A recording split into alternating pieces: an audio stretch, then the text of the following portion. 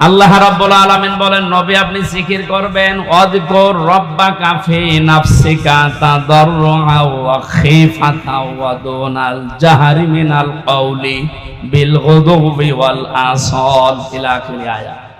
সূরা আরাফ 9 নম্বর পারার 15 নম্বর পৃষ্ঠার 13 নম্বর লাইনের 205 নম্বর আয়াত, এটা তাফসীরে ইবনে কাসিরে পাবেন। আল্লাহ পাক বলেন, নবী আপনি জিকির করবেন 1 নাম্বার মনে মনে। কিসে? এই ছাত্রের মতো জবাব দিতে পারেন না, বলেন বলেন। 2 নম্বরে কান্না জড়িত কণ্ঠে, 3 নম্বরে ভীত সন্তুষ্ট হয়ে, 4 নম্বরে উচ্চ আওয়াজ বাদ দিয়ে। এটা যেহেতু রেকর্ড হচ্ছে, কালকে সারা দেশে ছড়িয়ে যাবে। ইবাদত এটা হাসি তামাশার জিনিস না। আল্লাহর কোন বিধানকে কেউ যদি খেল তামাশায় পরিণত করে দেয় জাতির সামনে, আল্লাহ পাক নিজে সেই লোকটার উপরে লানত দেয়। আর এটা বাংলাদেশের ব্রাহ্মণবাড়িয়া, কুমিল্লায় সবচেয়ে বেশি হয়। আল্লাহর নামে জিকির করতে করতে এমন জিকির আরম্ভ করে, কোরআনে নেই, হাদিসে নেই, সব ওরা বানিয়েছে। অথচ আল্লাহ জিকির করতে বলেন কিভাবে, যেভাবে উনি শিখিয়েছেন, হামজা যেভাবে শিখিয়েছে ওইভাবে জিকির করলে সওয়াব হবে। এ সহজ কথা না বুঝে উল্টা দিকে নিয়ে যান। মানে আল্লাহর নাম বাদ দিয়ে কেউ যদি রাসূলুল্লাহর নাম নিয়েও জিকির করে, এত মর্যাদা যার কথা বললাম, ইয়াসিন, হে নেতা, এ শব্দটা যাকে আল্লাহ নির্ধারিত করে দিয়েছেন, আল্লাহর ঘোষণা দেওয়া নেতা কয়জন, তার নামেও জিকির করা জায়েজ নেই। কেউ যদি ইয়া রাসূলুল্লাহ জিকির করে, কবিরা গুনাহ হবে। কারণ জিকির হবে আল্লাহর নামে, দরুদ হবে রাসূলের নামে। এক কথা বুঝতেছেন? আজকে থেকে সিদ্ধান্ত নেওয়া লাগবে যে জিকির আমরা আল্লাহ বাদে কারো করব না। আর 4টা পদ্ধতি দিয়েছেন আল্লাহ জিকিরের, মনে মনে, কান্না জড়িত কণ্ঠে, ভীত সন্তুষ্ট হয়ে, আর উচ্চ আওয়াজ বাদ দিয়ে। জিকিরের শব্দ হবে 4টা, সুবহানাল্লাহ, আলহামদুলিল্লাহ, লা ইলাহা ইল্লাল্লাহ, আল্লাহু আকবার। বাংলাদেশে এখন 48,000-এর উপরে সরকারি জরিপে দরবার আছে। আপনি একটা দরবার আমার নিয়ে চলেন যেখানে এই 4টা শব্দের বাইরে জিকির হচ্ছে না, নিয়ে চলেন, আমি যাব। চট্টগ্রামের আব্দুল জব্বার রহমতুল্লাহ আলাইহির যে দরবার ছিল বাইতুল শরফ, এখানে নিয়ম নীতি ছিল, এখন অনেক পাল্টিয়ে ফেলেছে। বাকিগুলোর কথা তো বলার মতো ভাষা আমাদের নেই। কিছুক্ষণ ওখানে গেলেই সুবহানাল্লাহ, আলহামদুলিল্লাহ, আল্লাহু আকবার দেয়। এরপরে ইয়ালি বাবা, শালি বাবা, দয়াল বাবা, ন্যাংটা বাবার নামও জিকির হচ্ছে। বলেন তো জিকিরের শব্দ কয়টা, সিস্টেম কয়টা? এর বাইরে যদি কেউ শরীয়ত বানিয়ে বলে না ইয়ালি বাবা বলেও জিকির জায়েজ আছে, ওর ঈমান থাকবে। যেহেতু এলাকাতে অনেকে না বুঝে করেন, এটা বাদ দেন। জিলহজ মাস আসলে নবীজি জিকির বাড়িয়ে দিতেন, কিন্তু আল্লাহর শেখানো পদ্ধতিতে। জিকিরের দ্বিতীয় অর্থ হচ্ছে আল্লাহর আইন, আল্লাহর বিধান। খুব খেয়াল করে শুনবেন। আমান আরাদান যিকরি ফাইন্না লাহু মাঈশাতান তানকা ওয়া নাহশুরুহু ইয়াওমাল কিয়ামাতি আ'মা। সূরা তাহা 16 নম্বর পারা 19 নম্বর পৃষ্ঠা 13 নম্বর লাইনে আছে 124 নম্বর আয়াত। এটা তাফসীরে ফি জিলালিল কোরআন থেকে বলছি। আল্লাহ তাআলা বলেন, আমার জিকির, আমার আইন, আমার নিয়ম কানুন বাদ দিয়ে যদি কোন দুনিয়ায় কেউ উপায় করে, টাকা পয়সা ইনকাম করে, সম্পদ, আমি আল্লাহ ওর জীবন সংকীর্ণ করে দেব। এ কথা তো আমি বানালাম নাকি? বলেন বলেন। আল্লাহর কথা কি 100 ভাগ সত্য? এটাতে কত অথেন্টিক, এখন বাস্তবতার দিকে তাকান, আপনি টের পাবেন। দংকার আমি 27টা ব্যাখ্যা পেয়েছি তাফসিরে। 1 নম্বরে পৃথিবী থেকে যদি আল্লাহর আইন বাদ দিয়ে, আল্লাহর বিধান যেটা আছে ওইটা বাদ দিয়ে উপায় করে টাকা পয়সা, চর্ম চোখে দেখবে যে হ্যাঁ উপায় হচ্ছে, আল্লাহ পাক বলেন ওর ভেতরে 1 নাম্বার আমি কোনো বরকত রাখবো না। চর্ম চোখে দেখবে যে টাকা পয়সা 10 লাইন দিয়ে আসতেছে, 15 লাইন দিয়ে চলে যাওয়ার ব্যবস্থা করে দেব। 2 নাম্বারে দুনিয়াতে ওই লোকটা কোনদিন ওই সম্পদ আল্লাহ পাক তাকে ভোগ, এটা আমি বানালাম না, মানে এটা আমি বানালাম। আপনি এই দেশের দিকে আজ তাকান, যারা আল্লাহর আইন বাদ দিয়ে উপায় করছে, আপনি দেখবেন চর্মচোখে তাদের ব্যাংক ব্যালেন্স, টাকা পয়সা, নাড়ি বাড়ি গাড়ির অভাব নেই, দেশে জায়গা হয় না, অনেকে আবার বেগম পাড়াও বানায়। কিন্তু বাস্তবতায় আল্লাহ কি অ্যাকশন নেয়, ওগুলো দিয়ে তাদেরকে আল্লাহ ভোগ করতে দেয় না। 2 নাম্বারের এই 3 নাম্বারের ব্যাখ্যায় পেয়েছি, এই মানুষটা যখন বিদায় নেবে দুনিয়া থেকে, সবচাইতে অবৈধ ইনকাম যারা দুনিয়ায় করে এদেরকে আল্লাহ লাঞ্ছিত ভাবে, অপমানিত ভাবে, বেঈমান অবস্থায় বিদায় দেবে। পৃথিবীর সাক্ষী হয়ে থাকবে তাদের মরণে। কুষ্টিয়ার পাশে ঝিনাইদহ জেলার একজনে যে কিছুদিন আগেই মারা গেছে, কি অবস্থা তার, যে ডিটেলস এখন আসতেছে, 200 কোটি টাকার মামলা। লোকটা মারা যাবার পর তার লাশের একটা টুকরাও খুঁজে পাওয়া যাচ্ছে না। আজ কয়েকদিন ধরে তার মেয়ে পর্যন্ত কেঁদে কেঁদে বলছে একটা টুকরা দেন, একটু জানাজা করে মাটি দেয়, তাও সান্ত্বনা পাবো। ফেসবুকে কয়েকদিন আগে দেখেছি কলকাতায় খেজুর গাছের সাথে 2টা বিসি ঝুলিয়ে আছে।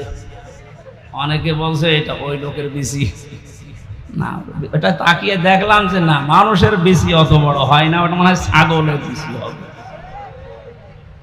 কোন জায়গায় আল্লাহ মানুষকে নামিয়েছে আপনি টের পাচ্ছেন? আমি শুধু হাসির খোরাকি দেওয়ার জন্য বলি না, এটা বাস্তব দংকার। 3 নাম্বার ব্যাখ্যা, দুনিয়ায় সত্যি যদি আল্লাহর আইন বাদ দিয়ে কেউ উপায় করে, মহান আল্লাহ পাক তাকে এমন অবস্থায় দুনিয়া থেকে বিদায় দেবে, ওই লোকটা দুনিয়ায় সাক্ষী হয়ে থাকবে, ইতিহাস হয়ে থাকবে। পৃথিবী প্রকম্পিত হয়ে যাবে তার মরণ দেখে। 4 নাম্বার ব্যাখ্যা আছে, এই লোকটা যখন মারা যাবে ঈমান তো পাবে না, মরণের সঙ্গে সঙ্গে কবরে দিতে দিতে ওর শাস্তি আল্লাহ নিজে ফেরেশতা দিয়ে আরম্ভ করবে। 4 নাম্বারটা আমি বানালাম নাকি? সবগুলো তাফসীর থেকে আমি নোট করে এনেছি, আপনি বাড়িতে এসে মিলাবেন, দেখবেন আপনার সাথে 2-1টা মিলে যাচ্ছে। এই জন্য আল্লাহর জিকির মানে আল্লাহর আইন, আল্লাহর বিধান। আল্লাহর বিধান বাদ দিয়ে দুনিয়াতে সত্যি কেউ যদি উপায় করে, শরীক ফাঁকি দিয়েছেন যারা, শরীক ফাঁকি দেয় না দেশে? কত মানুষ এখন হজে আল্লাহর ঘর তাওয়াফ করছে, নবীজিকে সালাম দিচ্ছে রওজার পাশে দাঁড়িয়ে, অথচ নিজের আপন ভাইয়ের জমি জাল দলিল করে নিজের নামে লিখে নিয়েছে। এটা আমি মনে হয় বেশি বলে ফেললাম। আমি নিজে ছিলাম হজে, দেখেছি। হজে আসার সময় বনের সম্পদ গুলো ফাঁকি দিয়ে নিজের নামে লিখে নিয়েছি। বোনকে তো মানুষ করে বিয়ে দিয়েছি, এই যথেষ্ট, আবার জমি দেব কেন? জমি দেবে কেন মানে তুমি তোমার বাবার ছেলে, আর ওইটা কি ও ধার করিয়ে নিস? আপনি আল্লাহর একটা বিধান পালন করার জন্য 7.5 লাখের উপরে টাকা খরচ করে হজে গেলেন, অথচ বোনের 3 লাখ টাকা আপনি আত্মসাৎ করে গেলেন। এখানে বিধানটা কার ছিল? ওখানে আপনি এক আল্লাহর বিধান 2 রকম করে ফেললেন। এজন্য শরীক যারা ফাঁকি দিচ্ছেন, দংকার ব্যাখ্যা পড়তে পড়তে আমি এটা পেয়েছি, দুনিয়াতে যারা ভাই বোন ছেলে মেয়ে জনগণ এ শরীক যারা ফাঁকি দিয়ে দুনিয়ায় চলবে, এই মানুষগুলো মরণের সঙ্গে সঙ্গে কবরে আমার আল্লাহ নিজে আযাব শুরু করবে। কারণ কি? কারণ আপনার নিচে যারা আছে এরা আপনার কাছে এতিম। এরা কি বলেন বলেন? ইন্নাল্লাযীনা ইয়াকুলুনা আমওয়ালাল ইয়াতামা যুলমান ইন্নামা ইয়াকুলুনা ফি বুতুনিহিম নারা ওয়া সায়াসলাউনা সাঈরা। সূরা নিসা 4 নম্বর পারার 17 নম্বর পৃষ্ঠার 14 নম্বর লাইনের 10 নম্বর আয়াত, এটা ইবনে কাসিরে আছে। আল্লাহ পাক বলেন, নিশ্চয় সে বা যারা বর্তমানে খাচ্ছে ভবিষ্যতেও খাবে। এটা মোজারে, প্রেজেন্ট, ফিউচার, দুইটা কাল দিয়েছেন ইয়াকুলুনার ভেতরে। আমওয়ালাল ইয়াতামা যুলমান, এতিমদের মাল সম্পদ জুলুম করে। প্রশ্ন আসতে পারে, এতিমের মাল আমি খাই না, আমি একটা অফিসের এমডি, আমার নিচে যারা আছে এদের বেতন থেকে কিছু কেটে খাই। আপনি একটা অফিসের এমডি যদি হয়ে থাকেন, আপনার নিচে যারা আছে হাদিসের ভাষায় সবগুলো আপনার কাছে এতিম। এই কথা বলেন না কেন? কুমিল্লা জেলার ডিসি যিনি আছেন, এসপি যিনি আছেন প্রশাসনিক ভাবে, ওনার নিচে এ জেলায় যত থানার ওসি, টিওনো, যত পুলিশ কনস্টেবল আছে সব তার ওই সিআরের কাছে এতিম। এজন্য এতিমের সাথে ভালো ব্যবহার করা, এতিমের সম্পদ যারা আত্মসাৎ করে, কোরআনের ভাষায় এই মানুষগুলো আল্লাহ পাক বলেন এরা জাহান্নামের আগুন দিয়ে পেট ভরে। প্রশ্ন আসতে পারে, কয় আগুন তো আমি খাই না, আমি কাতলা মাছ খেয়েছি, আমি ইলিশ মাছ খেয়েছি। আপনি যদি সত্যিই মানুষের সম্পদ আত্মসাৎকারী হয়ে থাকেন, শরীক ফাঁকি দেওয়া লোক এখানে যদি থাকে, সম্পদ যতই আপনি ভালো খাবার খান না কেন, আল্লাহর ভাষায় ওটা জাহান্নামের জ্বলন্ত আগুন। এ আয়াত পড়ার পরে আমার মনে হচ্ছে বাংলাদেশে এখন 100 জনের প্রায় 95 জন জাহান্নামের আগুন খাচ্ছে। বলেন না, ওই 5 জন বাকি আছে, ওর ভেতরে আমি আছি। হ্যাঁ, তাহলে তো ভালো। বাস্তবতা এইটাই দেখতে পাচ্ছি। প্রাইমারিতে চাকরি নিতে হলেও যোগ্যতা থাকার পরও আপনাকে 10 লক্ষ টাকা দেওয়া লাগছে। যদি ওই সিস্টেম এখন অনেকটা পাল্টিয়েছে পরীক্ষার মাধ্যমে, আলহামদুলিল্লাহ। আগের যে সিস্টেম গুলো ছিল, অভাবে যোগ্যতা থাকার পরেও যাদের কাছে টাকা পয়সা নেওয়া হয়, এরা তো আপনার কাছে, আপনার এই দপ্তরের কাছে এতিম। এরা এতিম না? এদের কাছ থেকে আপনি হাদিয়া বলে নেন, আর তওফা বলে নেন, আর চাই বলে নেন, স্পিরিট মানি বলে অনেকে নেয়। এগুলো সব হবে আল্লাহর ভাষায় জাহান্নামের আগুন। আল্লাহ এতটুকু যদি শেষ করে দিতেন, দুনিয়ার হিসাবে আমি আয়াত পড়তাম না। পরের শব্দটা মারাত্মক, ওয়াসায়াসলাউনা সাঈরা, সিন, সাউফা, কদ, লাম, এরকম 13টা শব্দ আছে আরবি গ্রামারে। কোন সেন্টেন্সের আগে যদি একটা আসে, অর্থ হয় অতি তাড়াতাড়ি। আল্লাহ পাক এখানে সিন দিয়ে জানিয়েছেন, মানুষের সম্পদ যারা ফাঁকি দিয়ে খাও, জোর করে, জুলুম করে, অন্যায় ভাবে খাও, মিথ্যা মামলা দিয়ে তারে জেলে দিয়ে তার পরিবারের কাছ থেকে অবৈধভাবে টাকা নাও, না এদেশে বন্ধ হয়ে গেছে। হাজারো মানুষ এরকম বিপদে আছে। শরীর ফাঁকি দিয়ে যারা খাও, এ মানুষগুলো শুধু মরতে দেরি, যেহেতু তুমি বেঈমান হয়ে মরবে, ঈমান পাবে না। ওই যে দঙ্কার 4 নাম্বার ব্যাখ্যা, যারা অবৈধ ইনকাম করে ওদের ঈমান নসিব আল্লাহ বন্ধ করে দেয়। বলেন নাউজুবিল্লাহ। ওরা সঙ্গে সঙ্গে কবরে দেবেন। আল্লাহ নিজে বলেন জাহান্নামের আগুন সাঈর, যেটা এটা আমি লাগিয়ে দেব। এর আগে আমি বহুবার বলেছি, জাহান্নাম একটা, জাহান্নামের স্তর বা দরজা 7টা। জাহান্নামের দরজা কয়টা? এই 7টার ভেতরে সাঈর একটা। সাঈরে যাওয়ার জন্য যে 4 প্রকার মানুষের নাম আমরা কোরআনে পেয়েছি, তার 1 নম্বরে যারা এতিমের মাল আত্মসাৎ করে, ফাঁকি দেয়, শরীক যারা ফাঁকি দেয়, এদেরকে মরণের পরে আল্লাহ জাহান্নামে সাঈরে নিজে পাঠিয়ে দিয়ে আগুন লাগিয়ে দেবেন। কুমিল্লাবাসী কারো দিকে তাকিয়া, নিজের ইমানের দিকে তাকিয়ে বলেন তো, এখানে শরীক ফাঁকি দেওয়া মানুষ আছেন কিনা? আওয়াজ দেওয়া আকারে আওয়াজ দিলে আমার মনে হয় এই এলাকায় সব নেই। এই শরীক ফাঁকি দিয়েছেন কারা? দেখি হাত তোলেন তো। একজন। আমি তো তামাশা করি নাই ভাই।